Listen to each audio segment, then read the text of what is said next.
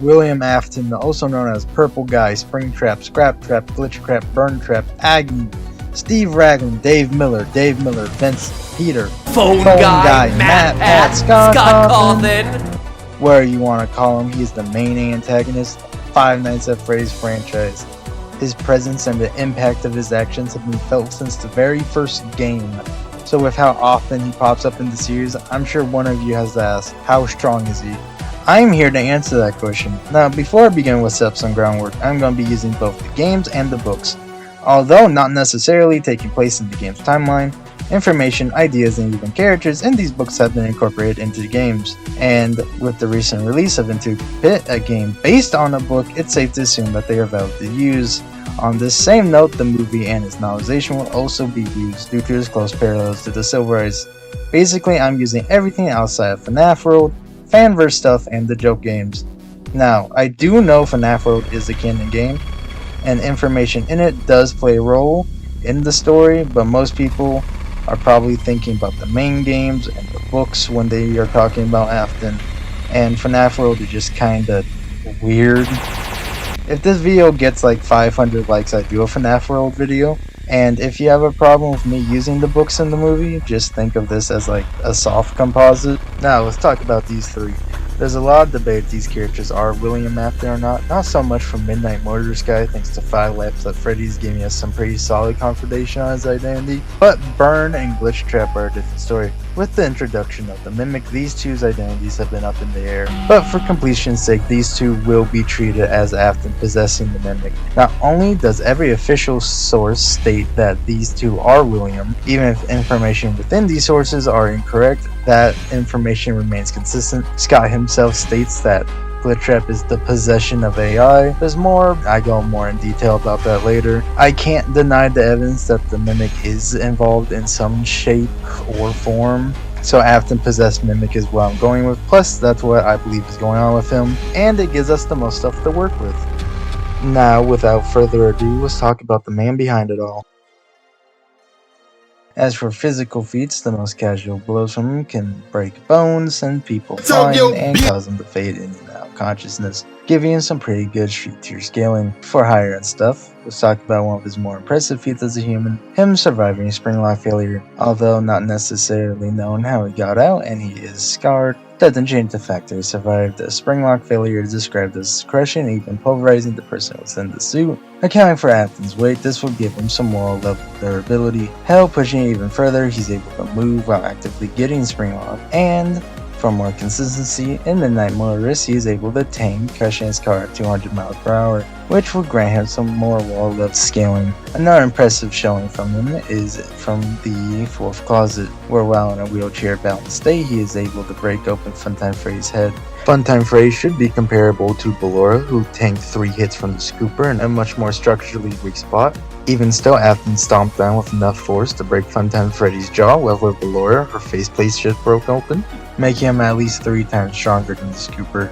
But that leads us to his most impressive feat. During the events of FNAF 3's Follow Me minigame, Afton used his stand, Shadow Freddy, to lure the original 4 animatronics to dismantle them. And in FNAF 6, he is directly stated to overpower them, and in guidebooks he is described as dismembering and even tearing them apart.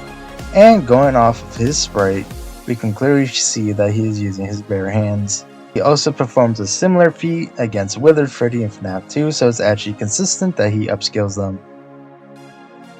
Now they covered the original scaling, they get in the wall level pretty casually like Afton himself. The upscaling of Afton's crying child's skull being crushed by Fredbear, being able to dismember people, which they are stated multiple times to be able to perform, as well as forcefully stuffing people into suits. Freddy himself also shows this level of power when he bites Max in half. For higher ends, we turn to the Twisted Ones, a set of animatronics equipped with illusion discs, who have multiple small building level feats, such as breaking through a wall, surviving a gasoline fire, which is worth about 0.9 tons of TNT, and the originals just wiped the floor with these guys. For higher ends of power, we turn to the book The Week Before. The animatronics absorb the power of Pizzeria, which has a generator that outputs 1.21 gigawatts of electricity, which would be worth about 0.28 tons of TNT, or just barely building level. Going back to Fnaf 1, when Foxy hits your door, he drains power, accounting for the gigawatt generator. He nets himself some more small building levels of scaling. For more higher end stuff, we go back to the Twisted Ones novel. When they get serious, they are able to perform multiple earthquake-like feats ranging from building the large building, but they perform their best showing near the end of the story. Remember when I said they wiped the floor with the Twisted Ones? They beat them so bad that they caused a cave, a larger pizzeria, and a fairly large house that collapses in on itself. This would be energy output relative to a magnitude 4 to 6 earthquake, assuming that each animatronic is playing their fair share, dividing by 5 minutes due to it taking some time for the cave to collapse. Each animatronic would be outputting 0.7 tons of TNT on a low end and 754 tons of TNT on a high end, from building all the way up to multi-city block. And Afton just broke them into bits. Now we can push this even further. Judging on how quickly he destroys them in the minigame, you could argue he one-shots them. A one-shot's difference in fiction is 7.5 to 10 times difference in AP. Applying this to Afton, this will put him to the large building, the town levels of attack potency, and that's where he caps. But AP isn't everything. Speed is arguably the most important stat, so let's talk speed. To start off with, he can easily get into the subsonic ranges of speed. He's able to move faster than a character like Mike, who can perceive the cupcake, which is stated to move at the speed of an arrow shot of a highly compound bow. These arrows move at 200 miles per hour, which would be consistent with Afton's feat from Midnight Motorist of him operating a vehicle at these speeds. But again, for higher ends of speed, we once again go to Follow Me. While William is attacking, you are unable to move, showing that he is faster than the animatronics can react. If you want to argue, he got the jump on them. If you stand still and do nothing, he still barrels down the hallway or through the wall, and you're still unable to move. The originals have multiple statements saying they move like blurs, which would make them subsonic at least, and the games back up these levels of speed. Considering how movement happens in one frame, and at least for me, these games run at 60 FPS, that means every time we see them move between rooms, they are moving at 60 FPS a second. One of the more impressive of these movements is Mango moving from the right vent to cam 07. Accounting for it happening in a 60 FPS a second, this will put her in the hypersonic ranges of speed. The originals and definitely Withers would scale to this, and Afton's speed blitzes them. You might be saying, how is he this strong? Well, more than likely at this point in the timeline, he had Remnant in his system. For a brief explanation, Remnant is essentially haunted metal. It's produced when a ghost possesses anything, in this case the animatronics, and it is the leftover or remnant of their spirit. And it has a whole host of abilities, but the main one that I'm going to bring up is the ability to enhance the physical attributes of whatever possesses it. This is most likely what makes the animatronics themselves so strong. Though his reasons at this time are unknown, we know that he led them back there again. He overpowered them again. He robbed them of the only thing they had again. But something was different this time. Outside of the lack of gore, the spirits of his victims were freed. Cornered after they flee into the suit that he killed them in all those years ago. He laughed as he got in the suit, figuring that he fooled these idiot children into thinking that he was one of them. Afton lied there in a pool of his own blood, writhing in agony. He was left to suffer the same fate that he had put them through. Unable to move due to the programming of the Spring Bonnie suit, he was later sealed, forever to be forgotten. Anywho, let's look at this funny horror attraction.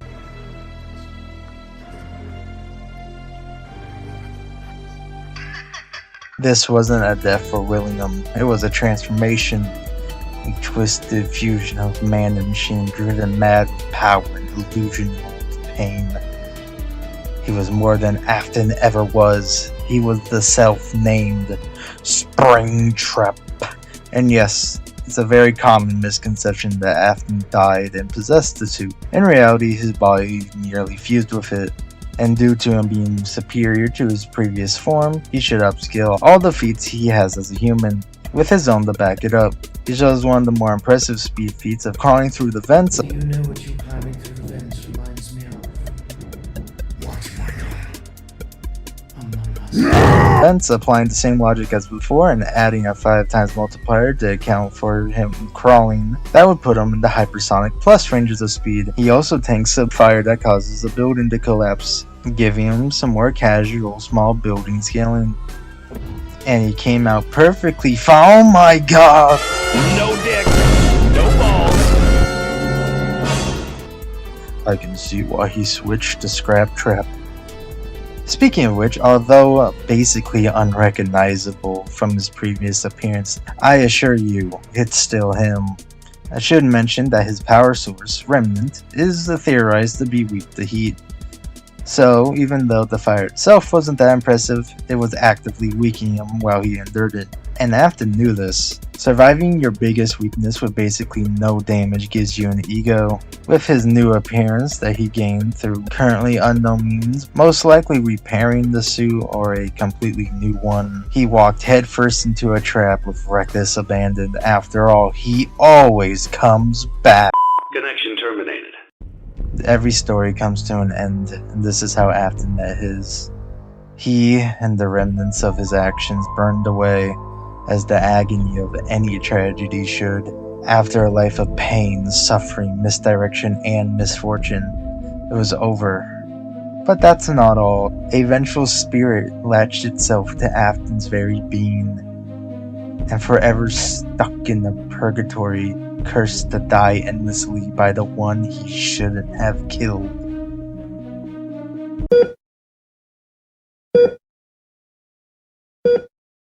That's what I would say if that was what was going on here. In reality, Afton survived the fire and was kept alive in part by the vengeful spirit, in this case being Andrew, who's at least the book version of the one you should not have killed. Now, as some of you may know, there's been something I've yet to bring up. That being emotional energy, and specifically agony. Now there are multiple things I should lay out on how emotional energy and agony work before I can fully go into scaling it. First things first, thoughts and emotions work on something known as a 0-point field, essentially an overcomplicated version of telekinesis, allowing one's thoughts to influence and physically act with objects through subatomic particles. Machines known as REGs are able to read this field, and the animatronics within the series act as such. Here's a little diagram I made to make it a little more digestible.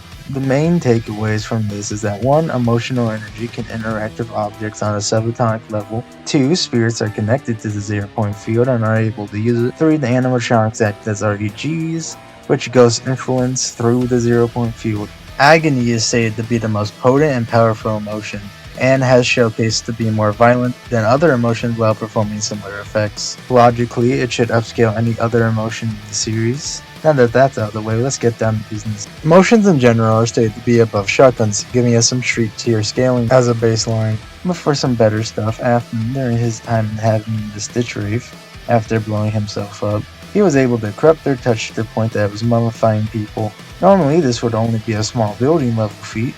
By accounting for the subatomic level that emotions work on, this would be worth about 88 megatons of TNT, or city level.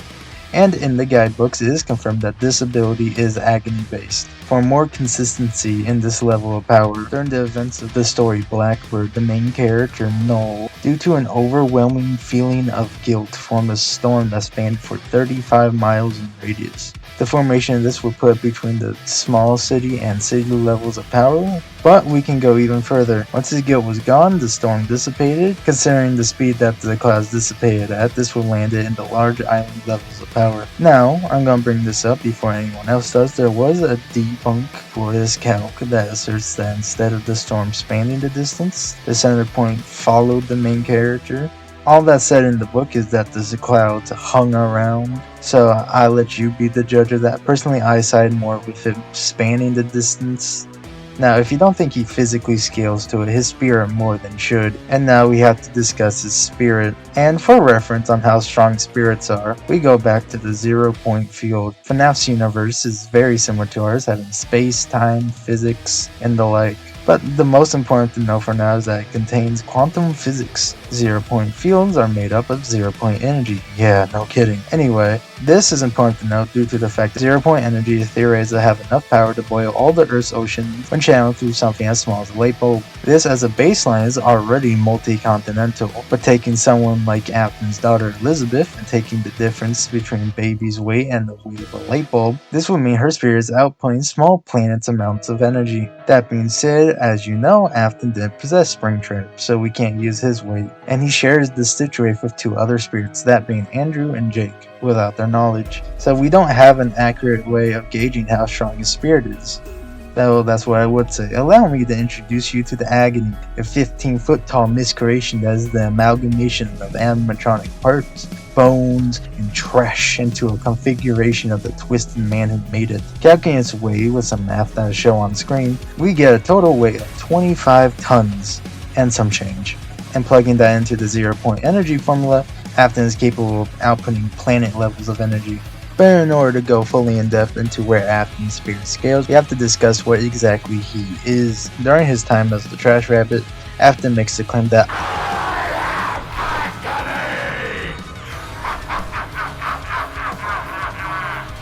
this was him propping himself up. At the time, he was barely hanging on to life, but he wasn't lying. It is directly stated and shown that he stabs his soul into a person, Detective Larson in this case. Later on, even after the infection is burned away, he retains the memories of Afton's victims, and memories that link back to a time-traveling ball pit. Basically, Afton's soul is composed of, or is strongly linked to the memories of his victims, their agony. Even the way his spirit is described is different from everyone else's. Outside of stylized minigames, the ghosts always look like the person when they were alive, but not Afton. He's described as being a burnt see-through corpse with rabbit ears.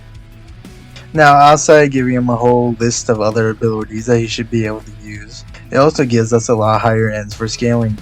He should logically scale to or above most other Agony creatures shown in the series, due to them essentially being spawns of him, granting him some more wall level stuff. But the 2 main Agony creatures / creations that we are going to discuss are the aforementioned time-traveling ball pit and Eleanor. I go over Eleanor first because her scaling is tied to the ball pit as well, even though it stated that Eleanor is the superior of the 2 and was helping Afton power the Agony, as well as it being stated that Afton was too weak at the time, implying at a previous point in time, probably before he got burnt twice, he was relative, if not superior to Eleanor, and it's suggested that Eleanor was birthed from the chaos that Afton caused, so being relative to her is important. Later, Eleanor pops out as someone who's described as looking a lot like Afton and Man in 1280.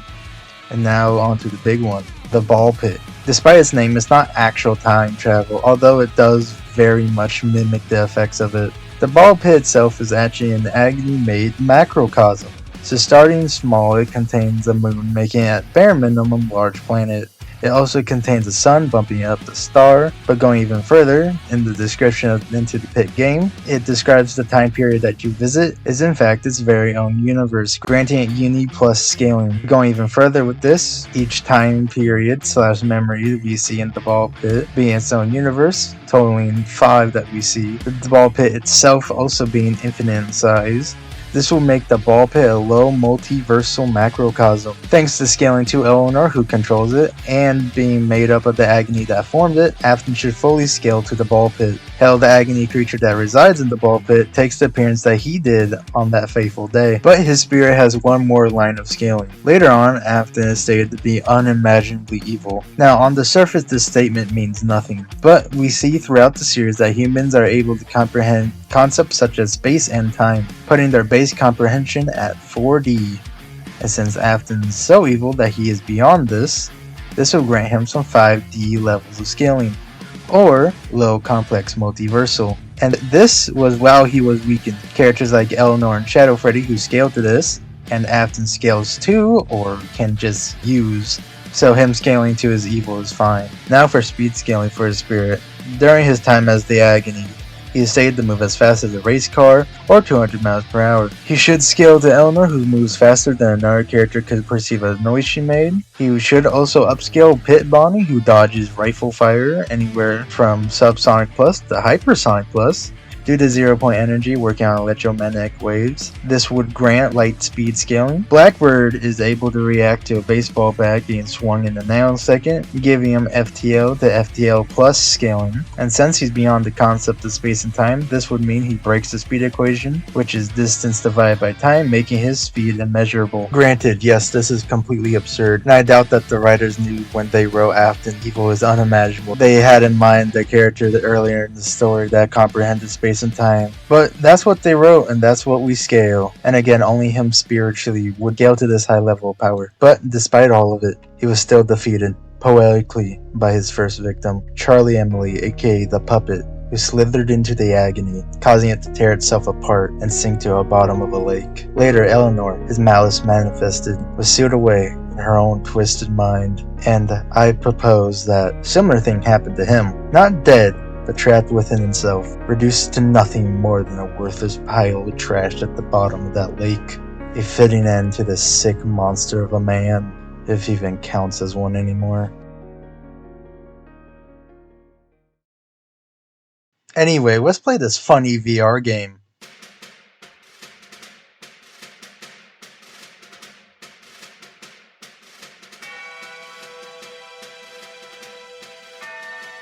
Ah yes, Afton is back in virus form.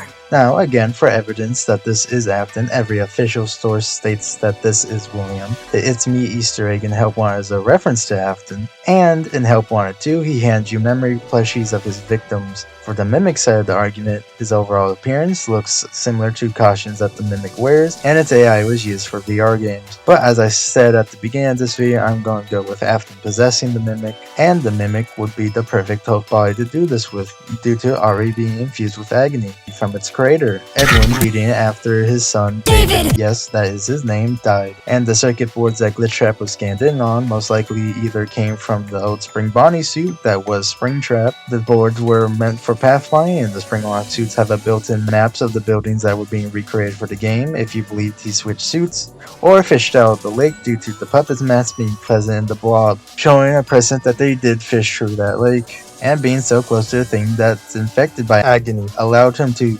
unfold his soul. And Help Wanted 2 supports this line of thinking. Glitchtrap hands you what he's composed of, the memories of his victims, his soul, and the Tiger Rock plushie, the Mimic. But the semantics of his origin doesn't really affect his scaling all too much. So let's discuss where this hair-shaped malware scales. Digitally, for starters, the base program that he's on top of can easily rip people's arms off, but for his own scaling, he should logically scale above the games he's in, such as Balloon World, which contains a sun. But his best stuff comes from the story in the flesh, yes, that one, where he completely manipulates and transcends a game containing its own time and space, again giving him 5D levels of scaling. And ironically, another connection that he is indeed William. For speed, he should scale above his goons, which make light-based attacks, and like before, is above time, making his speed immeasurable. Well, you might be saying, how strong is he physically? Well, he's a whopping below average human level due to him being a piece of game code, and has no real way of influencing the outside world. But luckily for him, he has multiple physical forms he can take on. Starting from weakest to strongest, the weakest one is likely the baby Springtrap we see in the Flesh story. Outside of it being a disgusting ability, it's a baby and has no real feats. Thanks to uploading himself into the Fazbear Funtime service, he has access to all the Fnaf AR animatronics, and even a replication of his old body, Springtrap. Now, these AR animatronics wouldn't scale to their original versions due to them not being possessed by any spirits, and them just being mass-produced robots. But that doesn't mean they're necessarily weak. They're able to take wall amounts of energy without any real damage, carry small building levels amounts of explosives. And, as Flaming Springtrap, he outputs small building levels of energy passively. For speed, they range anywhere from superhuman to subsonic in speed, and Springtrap is able to move at 170 miles per hour. These stats can be increased via mods, and each animatronic can hold up to 4 of them. The most useful mods for combat being the Friction Regulator, the Servo Boosters, and the Hydrohumatic Suspension. They boost their speed by 85% and 17% respectively, and decrease the damage taken by 30%. If you're wondering, that would put them in the supersonic tiers of speed. Now, I would be remiss if I did not mention Vanny/Vanessa, Afton's probably not daughter. Doesn't really have any notable feats, but was a worthwhile asset before she wasn't. But the most powerful and infamous physical form would be that of Burn Trap, a background prop turned final boss. He's shown tanking wall levels amounts of energy through fire, which I doubt is that much of a weakness at this point, and due to him being the final boss, he should scale to or above the Glam Rocks, who show multiple wall to small building level feats. He should also upscale the Moon, who can move at Mach 7, but his best feat by far comes from most likely absorbing the power from the Pizzaplex, which depending on what values you use, gets anywhere from large buildings to even town levels of power. He should also scale to the Mimic due to him being it with some modifications, or just upscaling it via supernatural stuff, which shows its own wall level feats and physically overpowers Roxy. But its most impressive feat is it shoving itself into a suit and crushing a person within a nanosecond. Now, you could argue hyperbole for this, but again, emotions are really strong, and fear is stated to push the human body past its limits. And in this context, the person was scared, and based on how emotions work in universe, this should be at least noted. Taking this literally, the Mimic would be moving at 12 times the speed of light, giving him FTL speeds. And that's all for now. Glitch Trap was crushed by the hands of his lackey, and Burn Trap was scooped up by the Blob, or Tango if you want to call it that. But I have a feeling we're going to be seeing him really soon.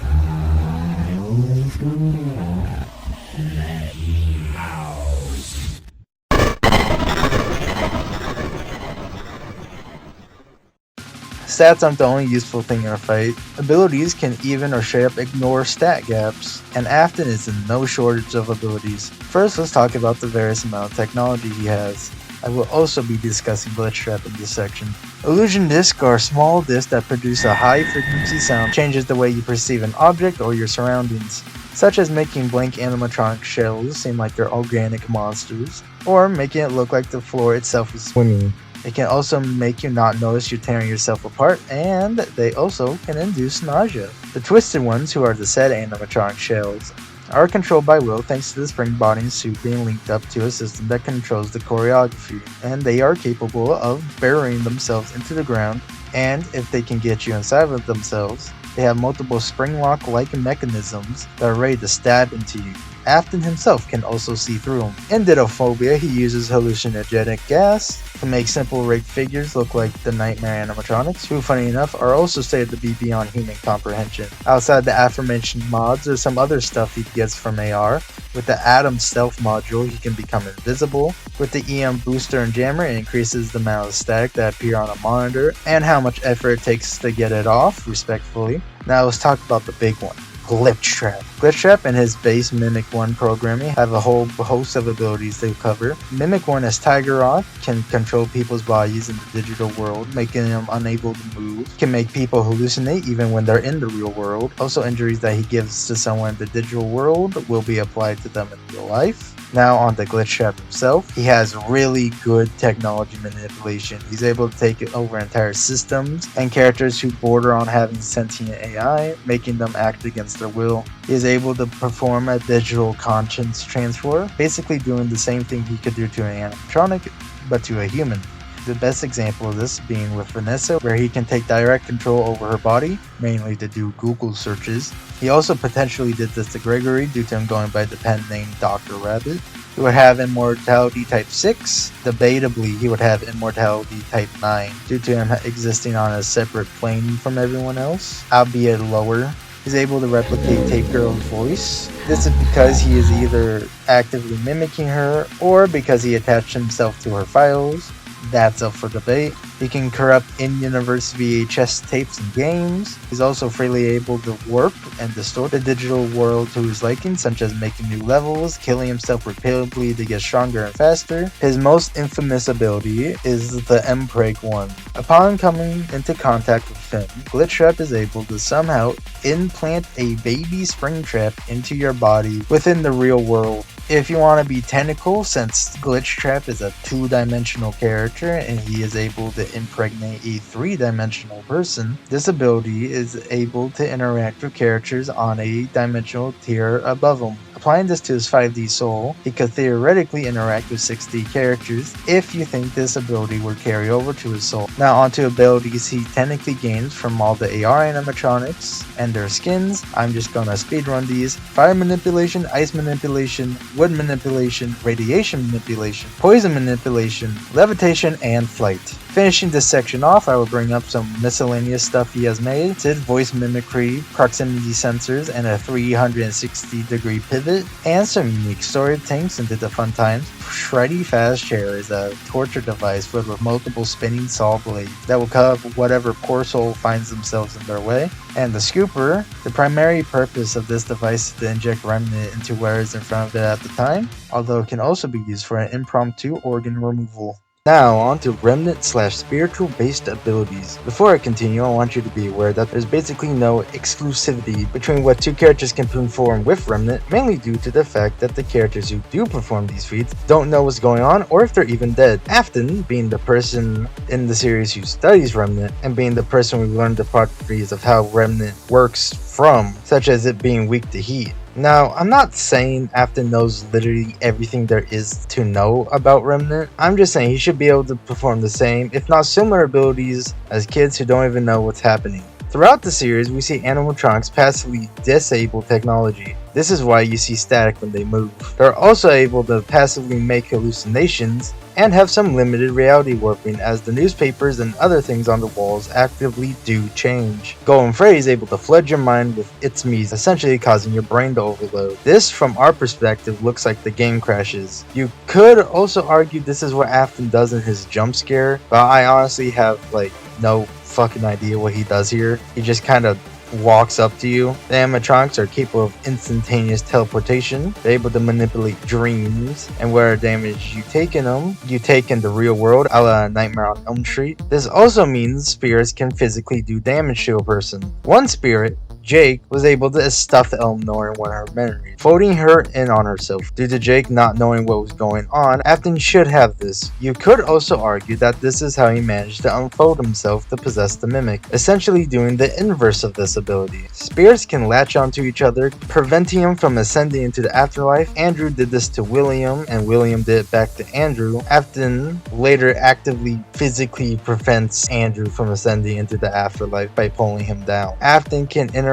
directly with souls. In Man in Room, he was able to peer into Father Byleth's soul. Andrew is able to manipulate shadows in air. Via the 0-point field, they gain telekinesis, being able to manipulate matter on a subatomic level, and a limited form of telepathy. Supernatural entities within the series seem to not obey or can just ignore the laws of physics. The animatronics themselves have been stated to move as if they don't even obey by the laws of reality. Now onto one of Remnant's more well-known abilities, that of immortality. Remnant is stated to be the key of internal life, giving it type 1. Remnant-infused characters such as Michael can continue living without their internal organs or even skeletal structure. Going even further, in Frights, a pendant made of Remnant was able to make someone survive even after their entire physical body replaced with trash, giving really good type 2. Remnants described as making people and things almost real again, giving it type 4. Spirits can latch themselves onto others and prevent them from going to the afterlife, giving type 5. Either via possession or attaching themselves to someone's spirit, they can switch bodies when necessary, giving type 6. Type 7 immortality is being able to come back as a zombie or ghost after death. I shouldn't really need to say anything more than that. If his remnant exists, Afton can't truly die, giving type 8. The trash feat is also a really good example of this. Another debatable instance of type 9 is that spirits have been shown to exist on their own separate plane while their animatronic bodies can still hunt people. They also have general ghost stuff like incorporeality and intangibility. Now onto agony and emotional based abilities. Now again, due to the nature in which Afton exists, should be able to perform the same if not similar abilities to other agony creatures, such as Eleanor, Shadowfriend, and the many miscellaneous ones that show up in Frights. Agony has been shown and stated to mimic the effects of other emotions, even positive ones. emotions, meaning Agony should be able to rip a emotional based ability or effect in the series. For Crossverse, could argue he should be able to replicate abilities from other emotional based power systems, such as JJK. This instance will also give him minor ice minute. Emotions are emitted passively from people and can hurt others. They are also able to infect objects. For example, if I kill you in front of a mirror, the agony from that event would transfer into the mirror, haunting it. Afton himself states, and is stated elsewhere, that he feeds on fear. Other agony creatures are also stated to feed on negative human emotions and have been seen taking agony out of someone to heal themselves. Fear also makes you physically stronger and pushes you past your limits. It also makes it so your spirit can't properly ascend into the afterlife. Other emotions, such as rage and pain, are also able to push your body past your limits. This is also most likely what makes Springtrap stronger than himself as a human. This also means the more damage he takes, the stronger he becomes. UCN is a purgatory-like nightmare that was created through Andrew hating Will, wanting him to suffer. Afton already shows the precedent of doing similar things to Andrew, so he should be able to make his own version of UCN, killing someone over and over again in their own minds. Guilt can brew storms. Agony should be able to replicate this ability. The agony creature Blackbird also makes a storm earlier in the story, and you could argue that it caused the guilt storm. Other abilities that Blackbird has is the ability to shake every cell in someone's body to the point that they are humming, and to the point that they feel like they're getting erased from existence. Make people feel like they're getting crushed into nothingness, and travel between dimensions, sending a victim there as well. Shadow Bonnie also does a similar thing in Fnaf 3. William can just straight up explode into a portal of hell, and the fact that a priest says this gives it more validity. A lot of agony creatures can manipulate dreams and induce nightmares. Foxy from Step Closer can curse a person, making improbable things happen to them so they lose an arm or an eye. Ralpho has minor electricity manipulation. He's able to give someone a shock through a door. Agony has also been seen causing organic parts to grow on seemingly inorganic material.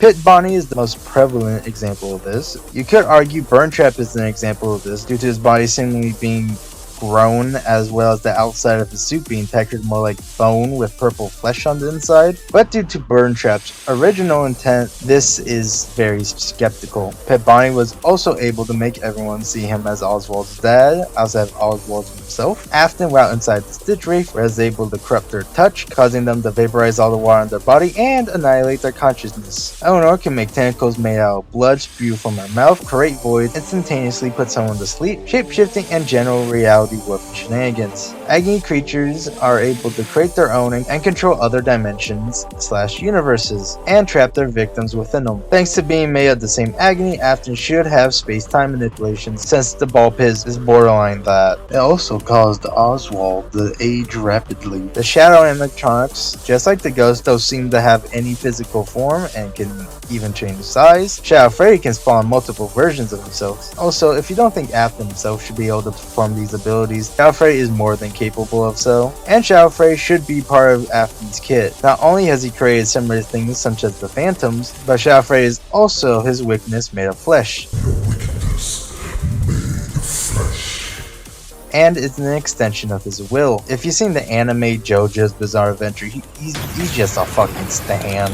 Now, onto Afton's specific abilities. These are things I can't really fit in the previous categories, or things Afton has primarily been shown doing. Either through Agony or Remnant, he's able to regenerate. Between Pizzeria Sim and Man in Room, he grew his arm back. Also, in Pizza Sim, he has a heartbeat that he noticeably lacks in Fnaf 3, giving him low-mid regeneration. Going even further, in UCN, he's able to come back after getting cut into bits. This would make it high-mid regeneration. In the books, it shows Remnant is capable of healing from molten metal being inside of someone's heart, finally giving him every form of immortality with Type 3. He should have better Type 8, since he will always remain if the memories of his victims do. He should also have Abstract Existence Type 2, since you would have to destroy the memories and the agony of his victims to fully kill him off. He's able to make the Phantom animatronics, who despite being hallucinations, can mess with and disable technology. He's also able to make it look like there's multiple versions of himself via hallucinations, as well as mimic voices from people he hasn't even met. He's also able to make illusions so good that he made someone feel their fake environment and climb into into an oven, cooking themselves alive without them noticing. He is also extremely stealthy. The entire gameplay loop of Fnaf 3 hinges on this fact. He's also capable of hiding within entirely separate animatronics. In Yusan, he's able to use the death coin to essentially erase an animatronic from existence for the duration of that night. This is more of a situational ability, since you would have to be within his mind to use it, but if he fought a Freddy Krueger or Bill Cipher type character, this would be a win con. It's also insanely hard to put down regardless of any form of immortality. He's been springlocked, shot, impaled, unable to move in a dark room for 30 years, been burnt 3 times, stuck in this for a few years, while not on life support, lethal amounts of morphine, ingested enough medication that it will kill a person, been suffocated, trapped within his own mind with no mental damage at all, and all of this was physical damage that his body took despite being a fucking rotting corpse. He's resilient as shit. Going even further, his very existence violates the laws of the natural world. He's so putrid that looking at him is akin to staring at a solar eclipse. He's able to perceive what's going on around him without any eyes, nose, mouth, or ears. He's studied to be the playground of evil. In fact, he is so evil that it can passively impact the environment around him. He's able to produce a sticky green substance that can get people sick. He's able to form a new body out of metal laying around an environment, and its size is dependent on this factor. During the Follow Me minigame, he's able to come out the wall somehow. He's able to stab and inject his soul into you, giving you an infection that's either going to kill you or make you subservient to him. He also can just create a vacuum to suck shit up in. He also doesn't need to eat, sleep, drink, or breathe. Nobody is perfect, and Afton isn't an exception. Despite having a maximum heat resistance of between 1370 degrees Celsius and 1530 degrees Celsius, via surviving being inside of molten steel, Remnant is still able to be burned away with high levels of heat, leaving Afton weakened post-Pizza Sim. Although in AR and Security Breach, he seems to have overcame this weakness somewhat, but it should be noted that neither of these cases are his original physical body. Due to how his soul works, conceptual erasure would be a guaranteed way of permanently killing him off, and due to being made up of memories, memory erasure would also presumably mess him up quite a bit. Also, if you're able to completely destroy his soul, he's cooked, but that's a given. Any form of sealing technique would work, but his biggest weakness isn't fire or anything like that, it's himself. Despite having high intelligence, he is extremely arrogant. Time and time again, he gets himself into dangerous situations with almost no regard for his own well-being. He has torn multiple families apart, including his own, for selfish reasons. He may be virtually a god, controlling both the forces of life and death, but there's one thing he can't come back from. That's himself. Damn, Daniel!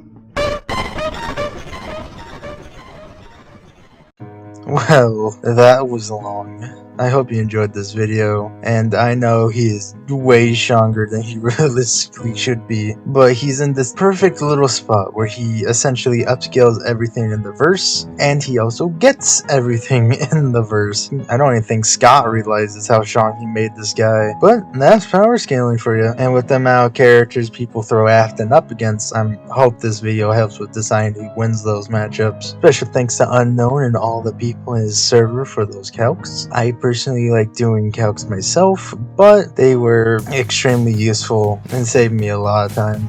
And I hope you enjoyed it, even if you do disagree. That's completely absurd.